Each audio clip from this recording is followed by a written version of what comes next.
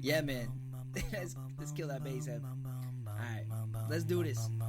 I'm on the air, we got this pockets flow. It's me and Tony on the mics, we gotta let you know of current events, little gaming, sprinkle in some entertainment. We stay humble, but our moms still think we're famous. Turn up the bass and baby, maybe let that magic flow. Our spoken word is all the things you really wanna know. Having a good time on the show, T-Bows and Matty G. Tune in and hit subscribe and join us on the FAP.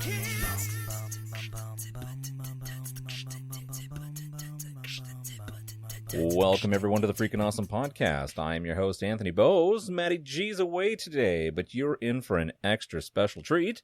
Today, I have a returning guest taking the co-host seat. She's much of a ray of sunshine and a sparkling personality. Everyone, please give a warm welcome to Maxim model, Sherry Nelson. Sherry, thanks for coming back today. Thanks for having me. I'm excited to be here. Today's going to be a pretty amazing show. It is, and you have picked the best day to be a co-host here on the show. Our special guest is a legend in both the rock and roll and film industry. He's appeared in countless feature films and television shows and sold over 7 million albums as a writer and an artist.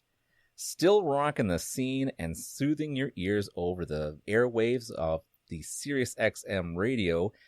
He has his own show that's 7 days a week. Ladies and gentlemen, perhaps one of the most interesting men in the world, Michael Des Barres. Michael, thank you very much for joining us. You make me think of that guy, with the beer. The white bearded guy, the most interesting guy in the world. He was looked at about as interesting as my granddad. Remember him? Well, that's the thing. He's no longer around, so you can take that position and really rock it. Oh, I don't want that position.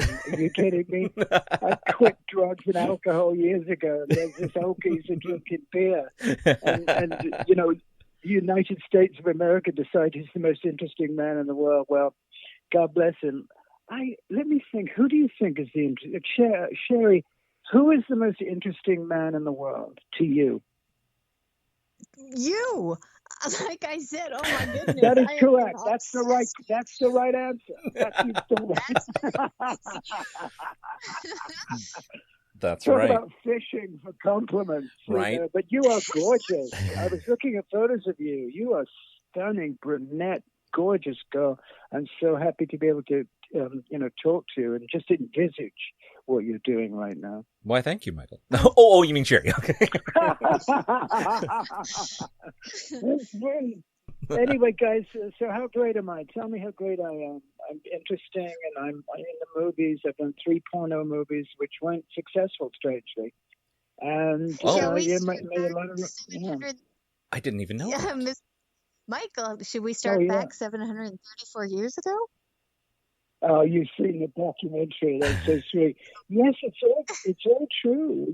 I figured, okay, so when I was approached by Josh Weinstein, who's the director of this thing, my life of exploration and experimentation, I was working on a TV show, and he was a writer-producer of the show, and he came over to me and he said, I'm a real fan of yours and your music and your balancing act of, acting and music. And I'd love to do a documentary on you. And if somebody comes up to you and says that, automatically, being the narcissist that I am, I said, sure. You son of a bitch, I'm in. Yeah. No, absolutely not. No, I don't want you anywhere near me. And so he's a spectacular guy. But the thing about it is that I think you guys and your listeners will find interesting is that as egoic as I am, I didn't look at a frame of that movie. And for years. I mean, it took him years to make it because he had to, find the stuff from my past when I was a kid in England and my parental situation, the fact that I didn't have parents, and he did all of the research and an amazing job, a skilled job that just, really blew my mind. And all I did was weep, after I saw it because it was just so emotional. And that's what people, I think, are enjoying about it is because, I have been through the mill, several mills, several $1 million also. But the vibe is that, I did survive this stuff. And I think that that's a really important thing to grab hold of today. because we are faced with such limitations in such a difficult world. And my world has been gorgeous and, terrifying. And I think, right now we must concentrate on the gorgeous part and not be terrified, but be loving of each other, embrace each other. That is the only weapons we have. Well, Michael, it is the most watched rockumentary, and I think it'll probably go down in history as probably number one for years and years to come, because the first time I watched it, it was delightful. And like you said, it's a wonderful form of escapement for what is going on in the world right now. Like I feel that we're on home confinement and things like that. But then I watched it again, and there's so much more in it. And I highly recommend anybody that's listening, please go and watch this, because Michael Des Barres is still as handsome as ever with that, cut jawline that you have. And there's humor, there's insightful lessons to be learned. And it truly is an amazing documentary, and it's well done. And I applaud you, and it's a gift. It really is a gift for all of us. Well, that's such a sweet thing to say, and I'm very, very happy that you feel that way. I believe it's on Google Play in Canada. You can access it. Who Do You Want Me to Be is the title of the movie. And, it's just a life lived, rock and roll music. I never really saw a distinction between acting or music. Usually I'm asked that question, which do you prefer? It's an absurd question because, I'm an artist and I want to express myself in whatever it would be, whether it be in a Shakespearean play or, singing a song with Jimmy Page. I mean, to me, it's just an artistic self-expression. And I think that's a pretty healthy way of looking at it. And never, ever did I ever get hold of that star, have that star that I wanted, because for every star there's a superstar. For every superstar there's a megastar. It's all bullshit. It's true. It all means nothing to me whatsoever. The only thing that means anything to me is the truth. And that movie tells you the fucking truth, what really happened to me, which was horrific as a child. I was abused, I was this, I was that, and I just kept going, man. I just kept going. And the other day I realized that everybody in that movie, Steve Jones from the Pistols, Gabriel Byrne, John Taylor from Duran, Stephen Van Zandt, these are amazing people. And I realized that, and Don Johnson, I realized that those guys and my wives, I trusted them. And that's all we have. That's all we have. I never trusted the mother and father because I didn't have them. So therefore they became some kind of surrogate parent in a way, mentor. And it's very important to have that in your life and not have to deal with it all on your own, which is what I did for years, living on my charm and my my singing abilities and my acting abilities. And it's just a hustle. Until I realized, wait a minute. And then when I quit heroin and coke and all of that in 81, I was ready. And then I got the gig at Live Aid, a few years later. And I was ready for it all to happen to me again. Yet another chapter, but I was sober. And that was big. It was a real huge understanding and breakthrough for me. It's amazing that, that comes up and with your past. Now, it's funny because Sherry and I were mentioning before the show that, unfortunately, I didn't get a chance to watch the documentary because every time I rented it, bought it, or anything, it says, "Oh, you're in Canada. You can't watch this."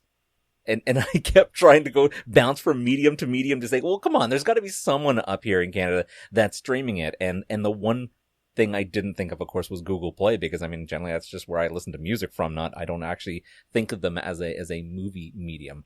But when you mention, how old are you? I'm 44.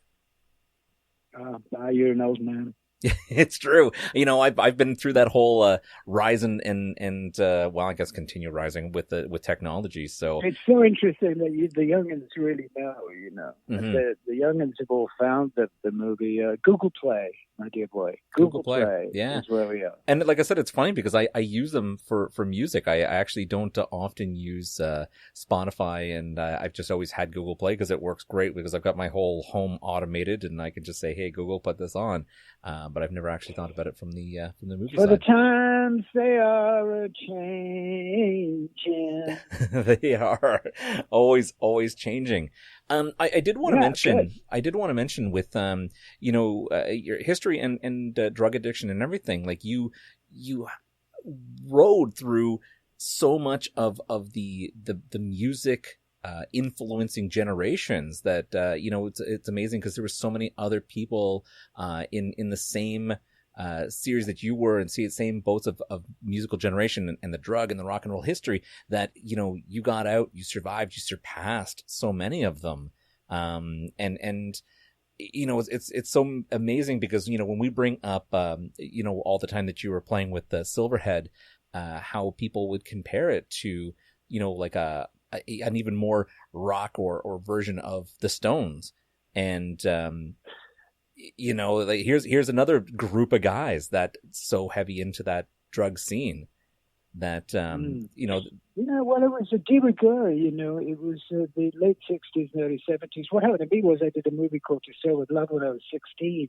Mm-hmm. So I was introduced to To Sail with Love was a huge movie. Therefore, we had access to anything we wanted. That cast, we could go into the clubs. I saw the Animals, the Stones, the Yardbirds, you name it. All of the great precedent-setting bands, and I was introduced to hashish.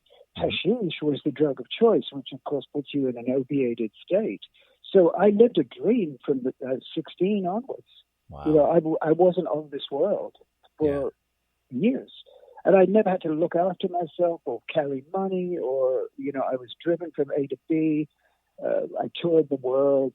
It was all such an abstraction. Mm-hmm, mm-hmm. But drugs were as important to those guys as Keith Richards' earring. And I'll explain that. Please, go on. It's a symbol. You had to be the most stoned and the thinnest person in the fucking room. It was all a philosophical silhouette. Mm-hmm. Almost like we were a bunch of cartoons that people had figure it out. Okay, so that's the perfect rock star. The skinny dude, loaded, hasn't been to sleep in weeks, endless girls, boys, gorillas, whatever. As long as it had some, pastiche of madness. Mm-hmm. Now, once I was deeply into that image and stayed that way in Silverhead, but then suddenly cocaine became psychosis. Yeah. And you realize you're being owned by the drug and you're completely out of control. And that's what messed up that band and the, Detective too, Jimmy Side, Swanson, Jimmy Page, same thing. Made some great music, but it was under extreme narcotic pressure. Mm-hmm. But once I overcame that, then I think a new cycle of my life began, where I didn't have to prove anything to anybody or become something that they wanted me to become, or even I wanted to become a rock star. Bullshit. Yeah. And once I got that out of the way, my life in its, as clean as I could possibly be, I'm obviously a dirty, sweet guy, but things became clearer. And I started to trust people, and then things changed. The whole myth of rock and roll, unfortunately, if you believe it, you die. Mm-hmm, mm-hmm.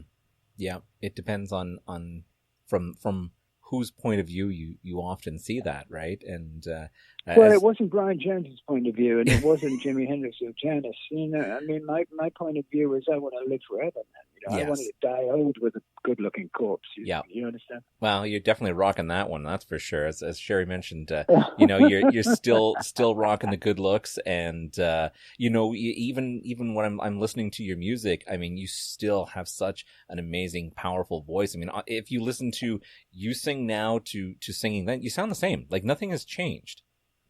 Not really. Yeah. And I was listening to it, and somebody did a whole compilation of all of it and put it up on Spotify. And I listened to it, and I realized that there's no difference in the music, or my voice. There's no difference from 1970 to wherever we are, 2020. There's no real difference in the music that I'm playing. It's the same thing.